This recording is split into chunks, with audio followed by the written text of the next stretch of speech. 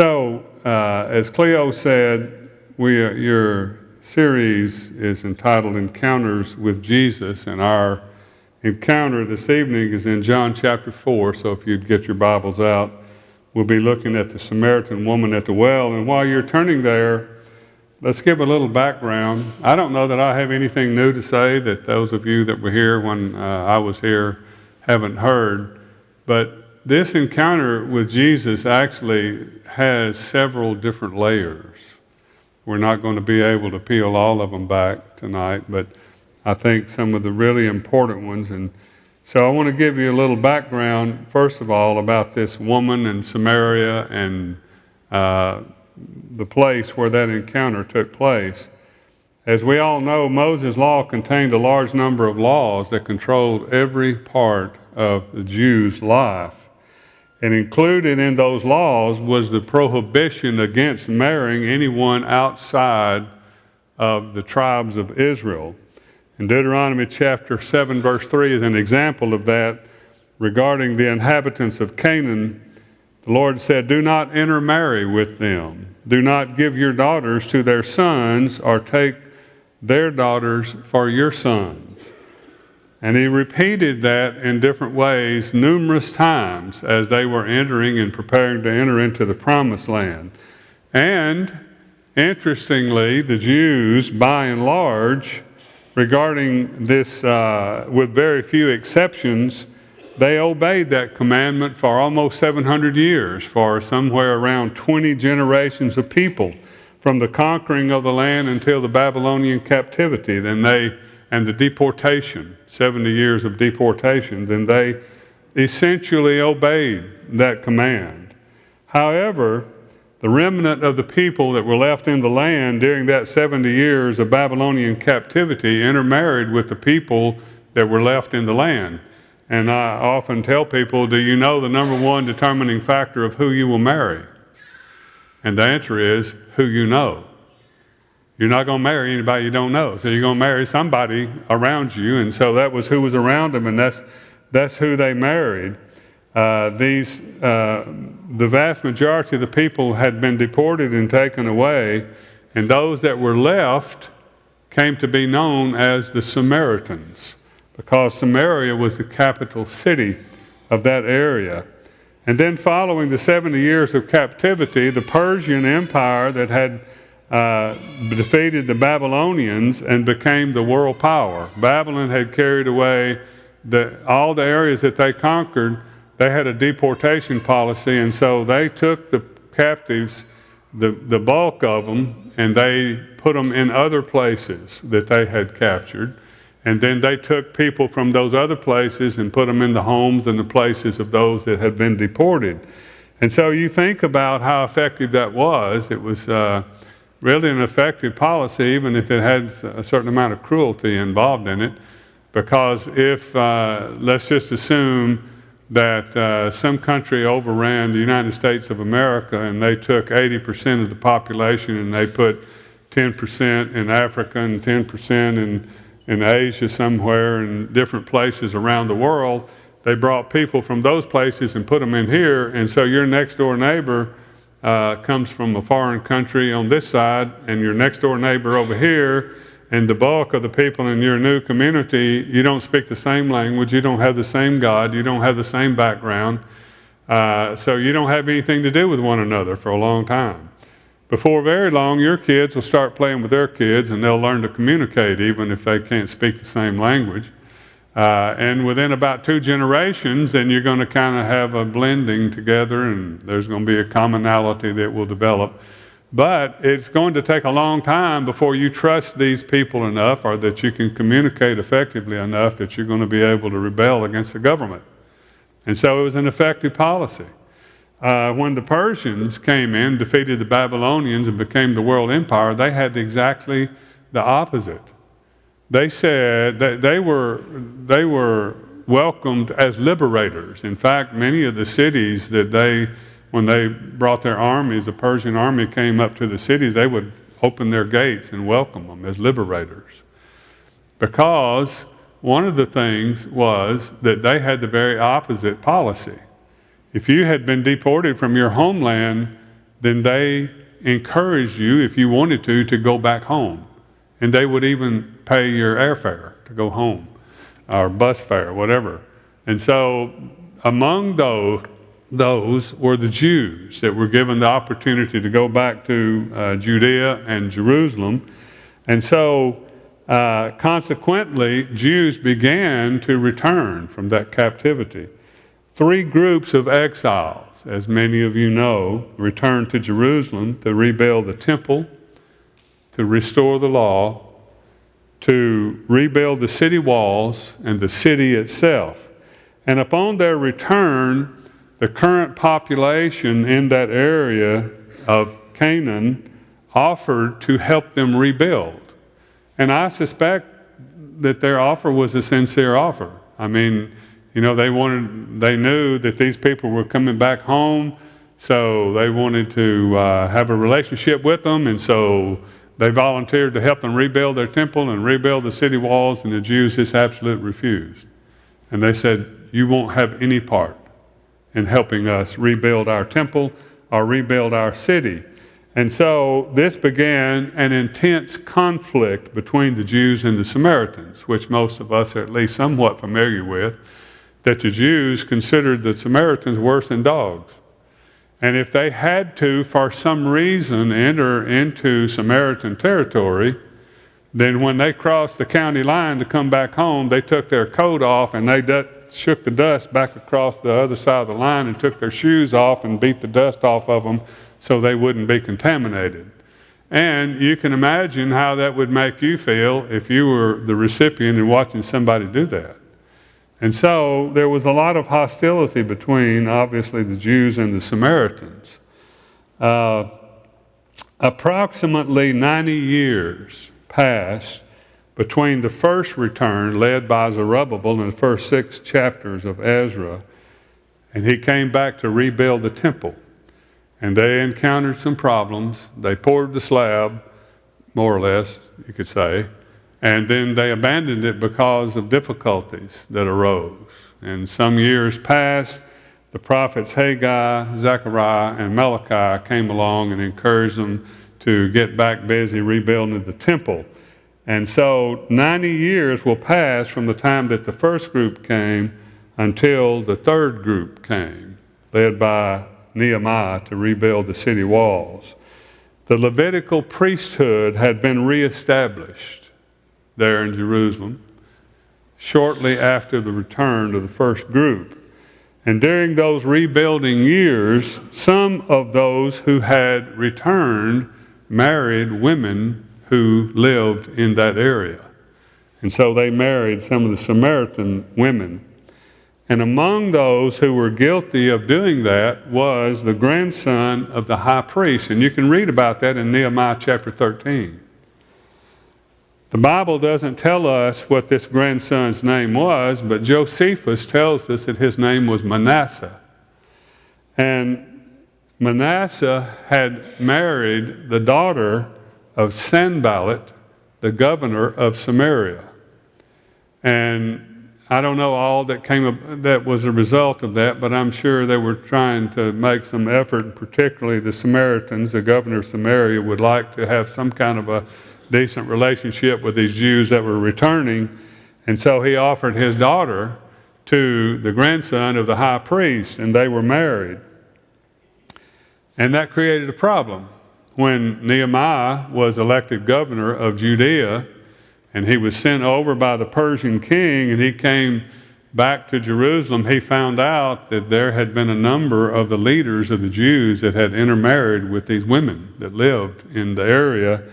And so he was really rough with them. It said he pulled their hair out and he beat them, and he made them swear that they would put their wives away. And if they refused to do that, then if they would lose their position in leadership. And if they were in the priesthood, then they were not going to be able to serve as priests. And so we're not told the details of it, but Manasseh went to his father-in-law and he presented his dilemma to him. And he said something like, okay, I'm going to have to put my wife, your daughter, away. I can't be married to her any longer because I can't be a priest. in Jerusalem if I continue to be married to her. And so Sanballat made him a proposition. And he said, if you'll remain married to my daughter, I will build you your own temple. And I will build it here on this mountain, and I will give you the office of high priest. And so you can be the high priest and you can have your own temple, and all of this will be with the official recognition of the king of Persia, because he was representative of the king of that region. And so Manasseh defected. And along with him, several other Levitical priests defected. And the result is that God's church split. They became bitter enemies. The priesthood is now divided. A new temple was built on Mount Gerizim, just outside the city of Sychar. And they had a Levitical priesthood. They could trace their lineage back to Levi.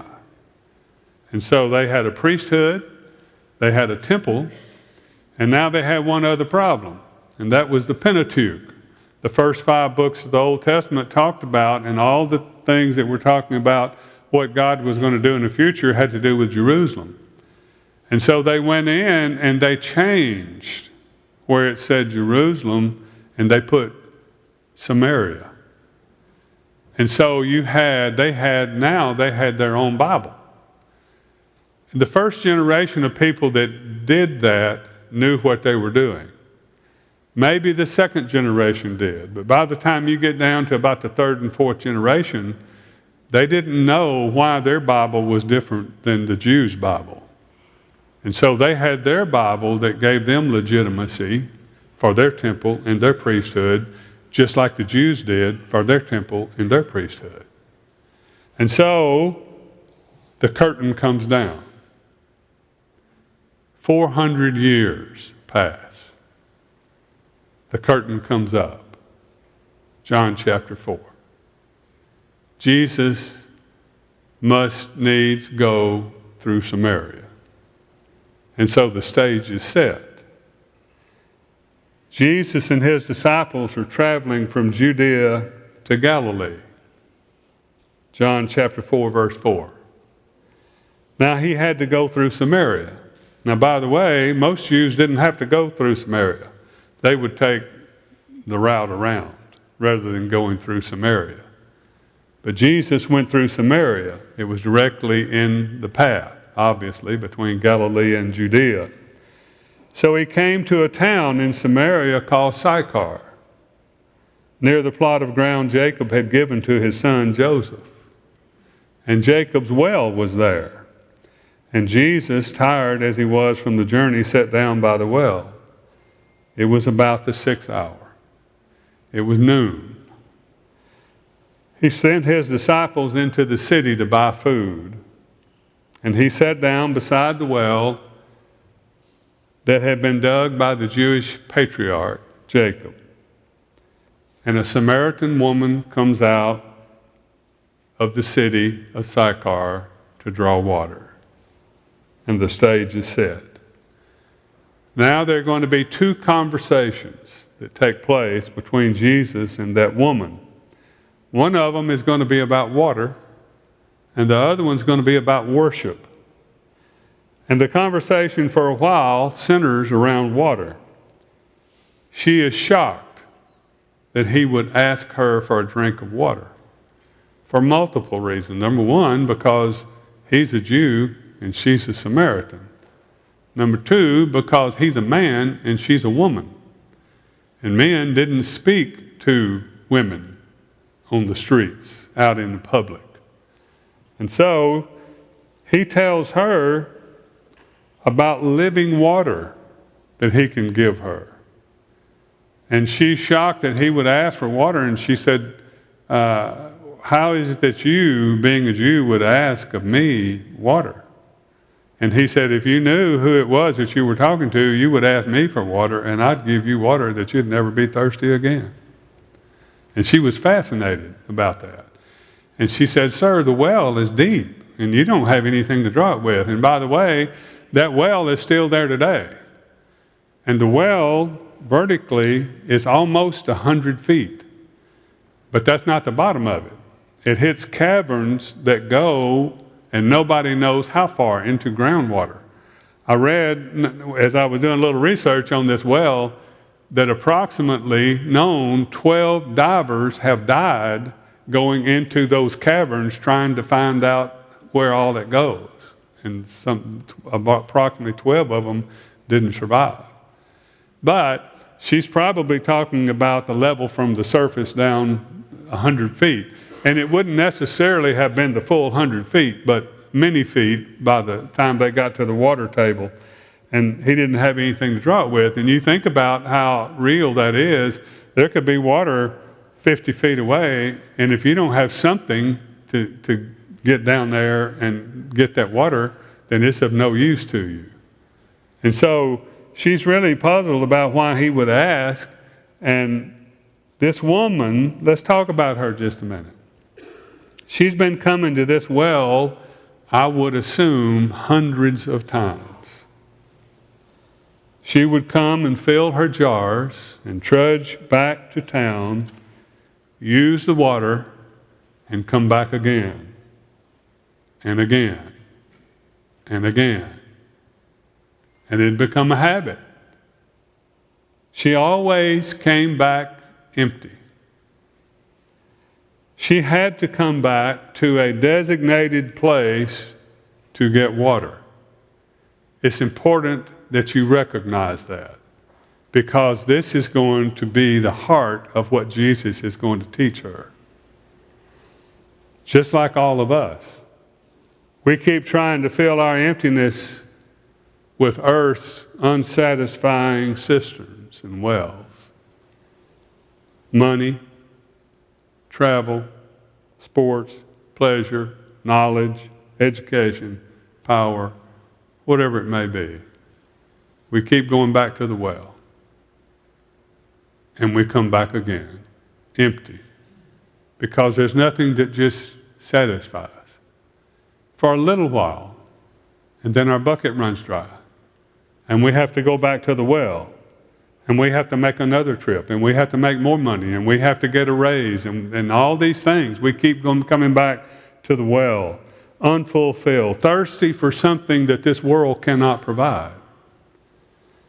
And all the while, Jesus is looking at us saying, if you knew, number one, the gift of God. That's what he told that woman. If you knew the gift of God. We skip over that part. The gift of God, whatever it is what God wants to give you. If you knew what God wanted to give you. And number two, who it is that asked you for a drink, you would have asked him and he would have given you living water. And I would suggest to you that those things are still true, just as true for us today as they were for her. And we're going to talk about that some more. Who do you suppose, what do you suppose it is that God wants to give you? He wants to give us eternal life. He wants to give us peace. He wants to give us security. He wants to give us hope. And regardless of who you are, or where you're from, or what you have done, he offers you that gift. And I thought about it, but I don't sing it very well, but it would really be a good time to stop and sing the song, Jesus Flow Like a River. You know the song? I know y'all sing it here. Jesus flow like a river. You know that song, right? Boy, it fits in right here really well. But we won't sing it because I'm not a song leader. He abruptly changes the subject now. They've been talking about water. Or at least he seems to. And this is where I want to make the connection for you. I'm going to suggest to you that this conversation that's coming up is pursuing this very topic of what this soul-satisfying water looks like in our life. John chapter 4, beginning in verse 16.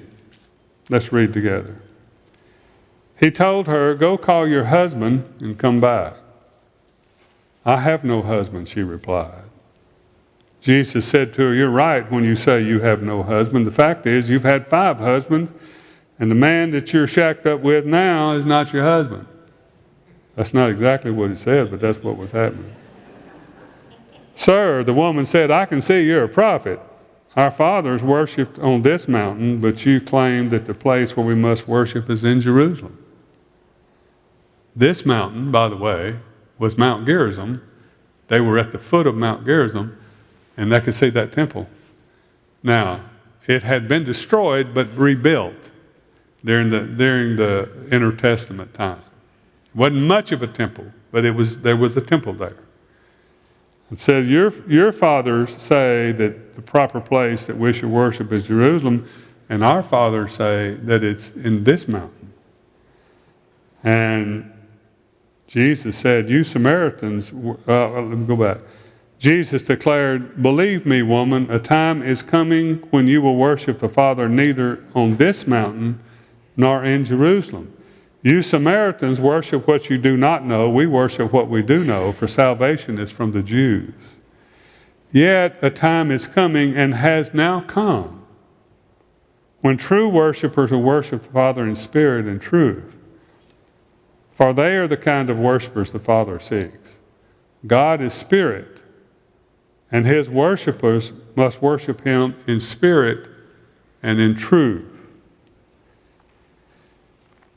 She had an institutional concept of worship, like many of us.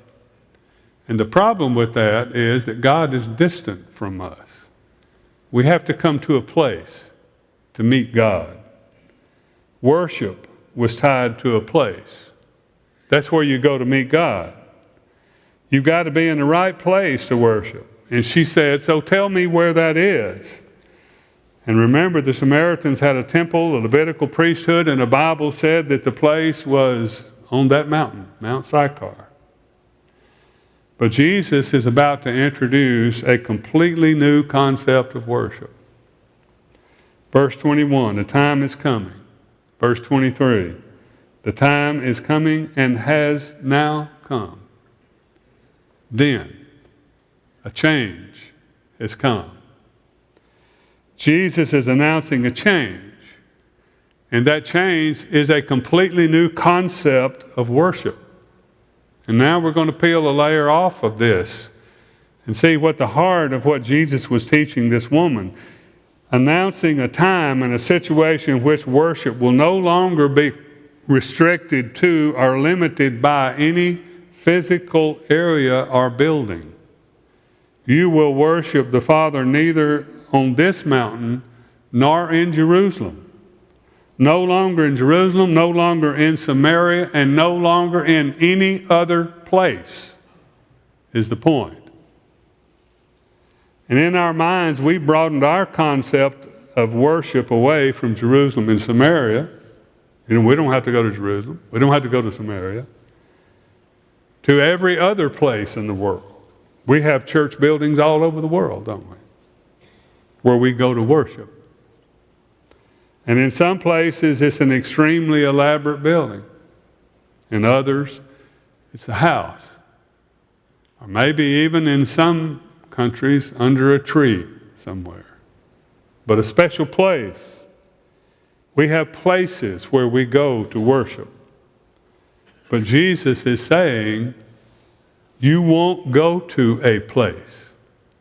Not only not in Samaria, nor in Jerusalem, nor in any other place to worship.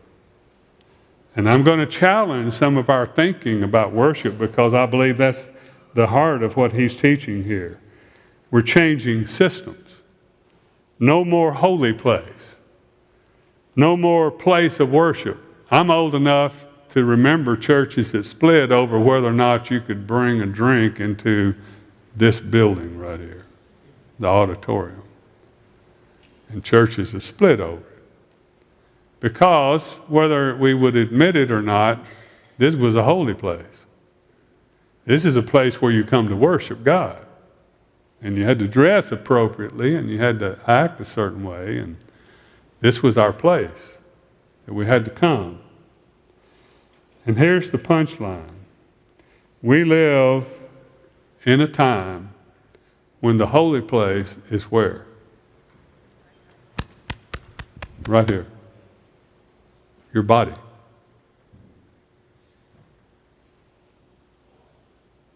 The holy place, when you worship, is your life. Worshiping God is everything we do. 3 things in the Old Testament constituted acceptable worship. You had to have a temple, you had to have a priest, and you had to have a sacrifice. And when you had those 3 things together, at the same time, at the right place, with the right person, with an acceptable sacrifice, then worship took place. Right? Where's the temple today? Where does God dwell today? 1 Corinthians chapter 6, verse 19.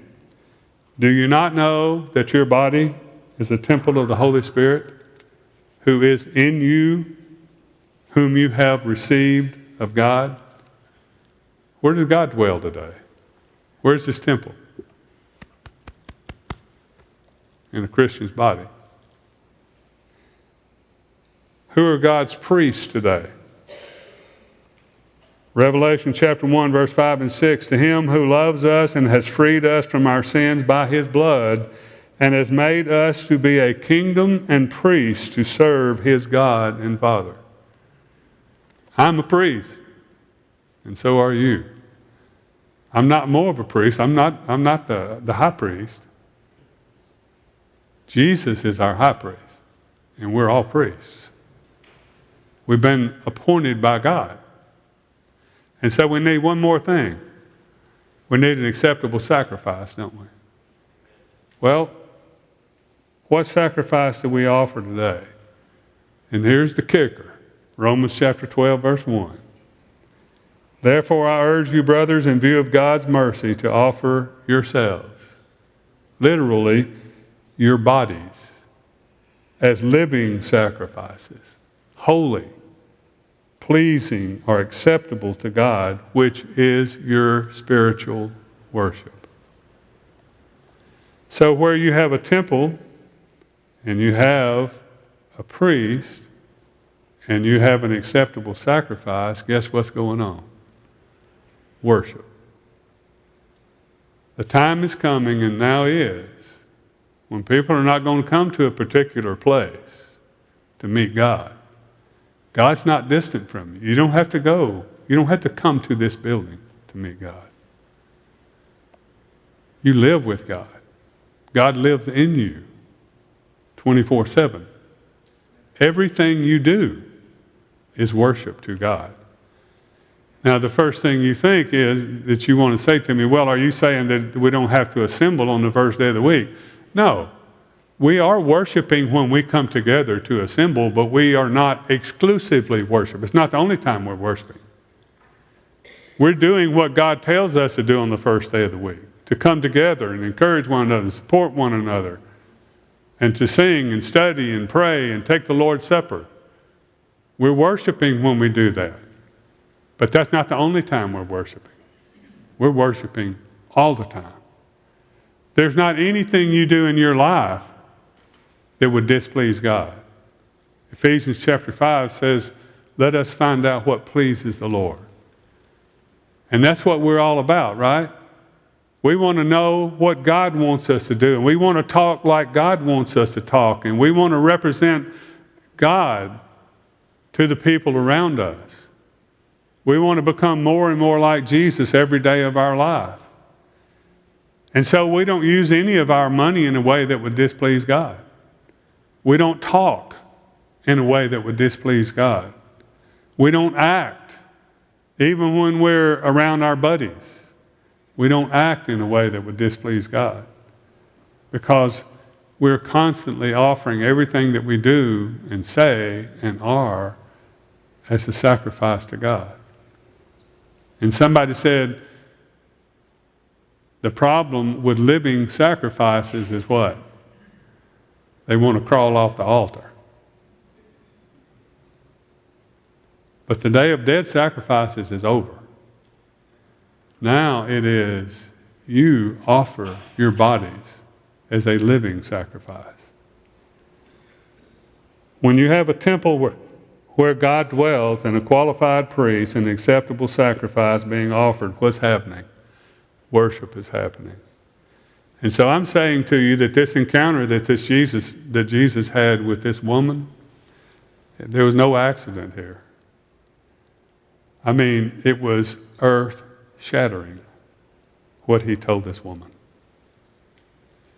And what he introduced in this discussion with this woman. This has life-changing implications for every one of us.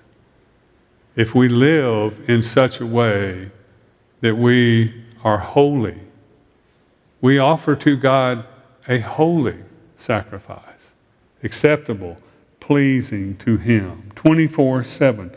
You don't have to come to some special place to meet God. We don't have time to talk about this last part that is every bit as important, by the way. God is spirit, and His worshipers must worship Him in spirit and in truth. And I'm saying to you that traditionally we've translated that very simplistically, and we've said, well, if you worship God in spirit and in truth, you have to do it in the right way with the right attitude. Well, that's nothing new. They had to do it in the right way with the right attitude in the Old Testament. But he said the day is coming, and it has now come. There's going to be a drastic change. We're going to worship God in spirit. And to give you a little bit of insight into what he might be saying, he says, God is spirit. And they that worship him must worship him in spirit and in truth. And so he's saying a lot more than we have to do it in the right way with the right attitude. And so if this little talk tonight has made you a little bit thirsty for water, for life-giving water, and I preached a series of lessons on this topic, about 10 lessons, if I remember correctly, in 2012. And you can go back on your website and you can listen to those lessons and learn more about what he's talking about when he said, true worshipers will worship him in spirit and in truth. That's a deep well. It's a deep well. And we have to come to it with a bucket to draw and a desire to have it. And he created in this woman, she came with an empty bucket. And by the way, you remember what she did with her buckets? She left them there and ran back to the city and said, you're not going to believe who I've met. I met this guy that told me everything I ever did. I think he might be the Messiah. And here come the people out. And meanwhile, the apostles have come back, the disciples have come back, and they saw Jesus talking to this woman, and they probably caught the last part of that conversation and said none of them dared ask him what he was doing. But while he's talking to them about the fields that are white unto harvest, I'm thinking that this woman has gone into town and she's told the people, she's running around the city telling everybody that this fellow out here at the well, this Jew out here at the well has told her everything about her life, that there's no way he could possibly know that. And she's rounded these people up and it says these people are all coming out of the city. I'm thinking that Jesus is talking to his disciples and he says, the laborers are few, but the harvest is really great. And he's looking down the road, and instead of a cotton field, which I always picked whenever I was a kid, seeing that the fields are white unto harvest, I think all these people coming probably wearing white robes were coming down the road here. And he says the harvest is really great. The workers are few. But I can't prove that. But this encounter changed this woman's life. And frankly, it's changed my life. I don't know your past. I don't know what you've done. I don't know what guilt you may be living with or what emptiness you may be living with. But I do know this. Jesus can fill you up and satisfy your soul. Whatever your need is, so that you don't have to keep coming back and back and back to some place to meet God, because He lives with you. And you don't have to come to a special place to be where God is and to offer your sacrifice. Revelation 22:17, almost the last verse in the Bible, but right at the very end, Jesus says, "Come, come, whoever is thirsty, let him come, and whoever wishes, let him take the free gift of the water of life." And so Jesus is sitting beside you at that well, and He's looking at you, and He said, God wants to give you a gift, and I hope that you'll take it, like I hope that Samaritan woman did. Thank you, and God bless you.